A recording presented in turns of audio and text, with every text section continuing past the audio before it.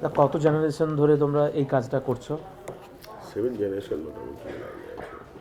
7 generation হয়ে গেল। মানে আমাদের নলেজে যতটা রয়েছে সুনীল পাল উনি খুবই বিখ্যাত আর্টিস্ট ছিলেন। মানে আপনার বাবা। ভারতবর্ষে যে কটা মিউজিয়াম আছে বাবার কাজ করা আছে, আচ্ছা, যে কটা মিউজিয়াম আছে। এটা কি মানে কি মেটেরিয়ালের কাজ থাকে? ওই সব ধরুন তখনকার দিনেতে পিওপির কাজ হতো প্লাস্টার অফ প্যারিসে, সেগুলো সব আছে? প্লাস্টার অফ প্যারিসের কাজ আছে। আবার ওই নতুন প্রজন্মে ফাইবারও কাজ হয়েছে, যেমন রাষ্ট্রপতি ভবন, পার্লামেন্ট, তারপরে ক্যালকাটা প্যানোরামা, এসব জায়গা, তারপরে হচ্ছে Gujarat science museum, Punjab science museum, এসব জায়গাতেও আমাদের কাজ হয়েছে। বাবার এই বিড়লা মিউজিয়ামেতেও বাবার কাজ আছে। কেউ যদি ভালো আর মন্দ বলে, কিভাবে আপনি নিজে প্রস্তুত আছেন, তাদেরকে কিভাবে বলবেন? না না না, আমি এসবের জন্য লড়ালড়ি লোক না, প্রস্তুত কিছু না। ঠিক।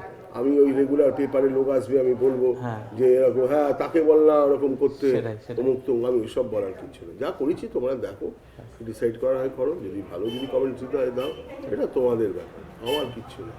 আপনার আমি যা সময় পেয়েছি সে অনুযায়ী যা কাজ করেছি, ব্যাস, দ্যাটস এনাফ, আর কিচ্ছু না।